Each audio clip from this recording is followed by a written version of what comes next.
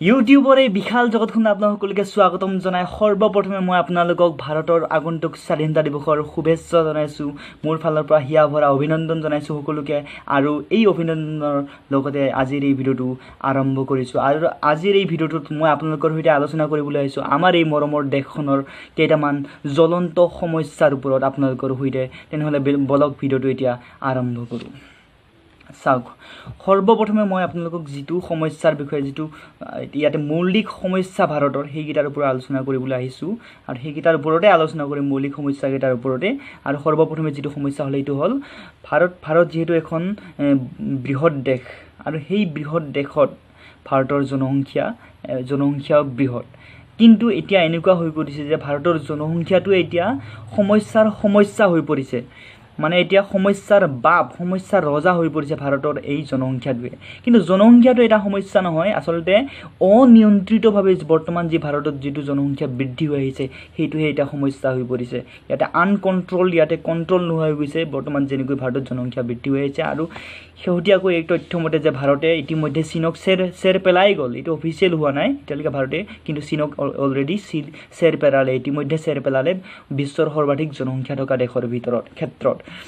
তেনেহ'লে এইটো এটা বহুত ডাঙৰ সমস্যা। আৰু এই জনসংখ্যা এই বৃদ্ধিৰ এই সমস্যাটোৰ কাৰণে বৰ্তমান পৰিৱেশৰ লগত জড়িত বিভিন্ন ধৰণৰ সমস্যাবোৰ আহি পৰিছে। ঠিক সেইদৰে ইয়াতে সামাজিক সমস্যাবোৰ আহি পৰিছে। ইয়াতে যিখিনি মানুহ নামৰ প্ৰাণীটোক যিবোৰ মৌলিক প্ৰয়োজনীয় বস্তুকেইটা, খাদ্য, বস্ত্ৰ, বাসস্থান, এইকেইটাৰ সমস্যা আহি পৰিছে। আৰু সেইকাৰণে হয়তো এই সমস্যাটোকে বৰ্তমান ভাৰতৰ সমস্যা বুলি ক'ব পাৰি, সমস্যাৰ ৰজা বুলি ক'ব পাৰি। আৰু দ্বিতীয়তে যিটো সমস্যা ইয়াতে নক'লে একেবাৰে মোৰ ভিডিঅ'টো একেবাৰে সম্পূৰ্ণ নহ'ব। আৰু সেই সমস্যাটো হ'ল যে ধৰ্ষণৰ যিটো সমস্যা বৰ্তমান ভাৰতবৰ্ষত, বলৎকাৰৰ যি সমস্যা, বলৎকাৰৰ ওপৰত বৰ্তমান ইমানেই ডাঙৰ সমস্যা, এই বলৎকাৰ সমস্যাটো ইমানেই ডাঙৰ হৈ গৈছে যে যদি এইটো এটা খেল হ'লহেঁতেন তেতিয়াহ'লে এই অলিম্পিকত ভাৰতে ইয়াতে গ'ল্ড মেডেল পালে হয়, প্ৰত্যেক বছৰেই গ'ল্ড মেডেল পালে হয়, প্ৰত্যেকবাৰে অলিম্পিকত গ'ল্ড মেডেল পালে হয়।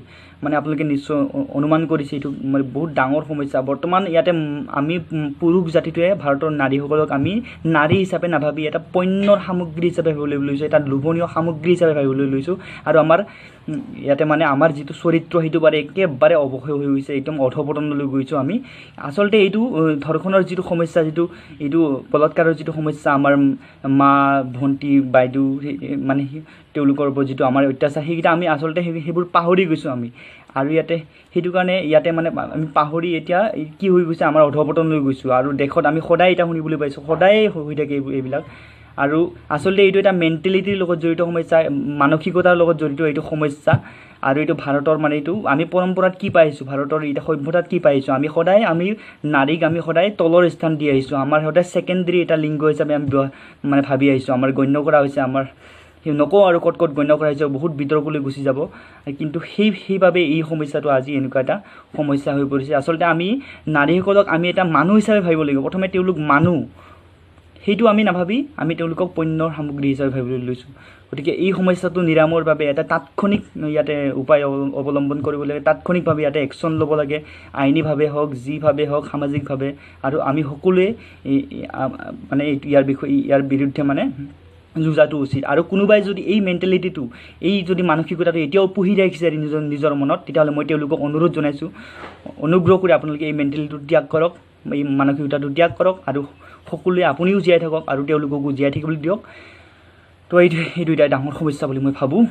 আৰু ইয়াৰ উপৰিও বহুত ডাঙৰ সমস্যা আছে ভাৰতবৰ্ষত, আপোনালোকে সকলোৱে জানে। আনএমপ্লয়মেণ্ট, নিবনুৱাৰ সমস্যা, দুৰ্নীতিৰ সমস্যা। দুৰ্নীতিটো এতিয়া ইমানেই ডাঙৰ সমস্যা যে আমি মানে ইয়াৰ লগত এতিয়া মানে বহুত আগৰ পৰা চলি আছে এই দেশখনত। মানে সেইটো কাৰণে এতিয়া দুৰ্নীতিৰ লগত আমি একেলগে চলি যাব পৰা বিধৰ হৈ গৈছোঁ। মানে ইমানেই ডাঙৰ সমস্যা হৈ গৈছে ভাৰতত, আৰু ইমানেই আগৰ পৰা চলি আহিছে। আৰু এইটো তো ইয়াৰ ওপৰতো ইয়াতে একশ্যন লোৱাটো অতি দৰকাৰ। আৰু ইয়াৰ উপৰি ইয়াতে বৰ্তমান খোৱা পানীৰ সমস্যা আহি পৰিছে, স্বাস্থ্যৰ সমস্যা আহি পৰিছে। ঠিক এইদৰে আৰু বিভিন্ন ধৰণৰ যেনে বানপানী, খৰাং, ইয়াতে মোৰ পাহৰি গৈছিলোঁ, সেইটো কাৰণে এইফালে চাইছোঁ। তো আপোনালোকে সেইবিলাক মন নকৰিব, কিন্তু সেইবিলাক এটা সমস্যা আহি পৰিছে। আৰু ইয়াৰ উপৰি এটা ডাঙৰ সমস্যা হ'লে এই দেশখনত সমস্যা বুলি একো ক'ব পাৰি, আমি সকলোৱে মানুহ, সকলোৰে তেজ ৰঙা, কিন্তু মানুহে ইয়াতে ক'লা তেজৰ মানুহ বিচাৰি ফুৰে, বগা তেজৰ মানুহ বিচাৰি ফুৰে।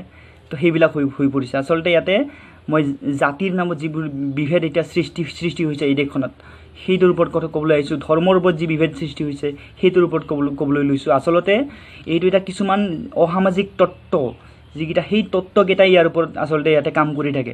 আমাক তেওঁলোকেহে আমাক আমাৰ মাজত বিভেদ আনিবলৈ সৃষ্টি কৰে ধৰ্ম আৰু জাতিৰ নামত। আমি সকলোৱে ইয়াৰ বিৰুদ্ধে যুঁজা উচিত। আচলতে ইয়াৰ অন্তৰালত বহুতো ৰাজনৈতিক কাৰণ থাকে, স্বাৰ্থ লুকাই থাকে তেওঁলোকৰ, আৰু কিন্তু আমি সেইবিলাক তেওঁলোকক এইটো সুযোগ দিব নালাগিব, আমাৰ মাজত বিভেদ আনিবলৈ সুযোগ দিব নালাগিব, আৰু তেতিয়াহে আমি আচলতে এই দেশখন প্ৰকৃততে স্বাধীন হ'ব। আমি যদি একেলগে লগ হৈ থাকোঁ, একেলগে যদি আমি এখন দেশৰ নাগৰিক হিচাপে, এই দেশখনৰ নাগৰিক হিচাপে যদি আমি সকলোৱে মিলা প্ৰীতিৰে থাকোঁ, তেতিয়াহে এই দেশখনত বিভেদ নাহিব আৰু এই দেশখনে এদিন শীৰ্ষত অৱস্থান কৰিব। তো এইখিনি আছিলে আজিৰ মোৰ এই বিশেষ ভিডিঅ'টোৰ, বিশেষ দিনটোৰ লগত জড়িত বিশেষ ভিডিঅ'টোৰ ক'বলগীয়া মূল কথাবিলাক আৰু আপোনালোকৰ লগত আলোচনা কৰিবলগীয়া কথাখিনি। যদি আপোনালোকৰ এই বিষয়ে কিবা ক'বলগীয়া আছে তেন্তে এই ভিডিঅ'টোৰ তলৰ কমেণ্ট বক্সত কমেণ্ট কৰক, আৰু যদি আপোনালোকৰ এই ভিডিঅ'টো ভাল লাগিছে তেনেহ'লে এটা ধুনীয়াকৈ লাইক কৰক আৰু শ্বেয়াৰ কৰি দিয়ক ভিডিঅ'টো যিমান পাৰে। আৰু শেষত আপোনালোক সকলোকে মই আকৌ এবাৰ স্বাধীনতা দিৱসৰ সকলোকে শুভেচ্ছা জনাই, হিয়া ভৰা অভিনন্দন জনাই এই ভিডিঅ'টো সামৰিবলৈ লৈছোঁ। জয় জৱান, জয় কিষাণ, মহিলাও কবি, বহুত বহুত সন্মান, আৰু ছেফ নেচাৰ ছেফ লাইফ।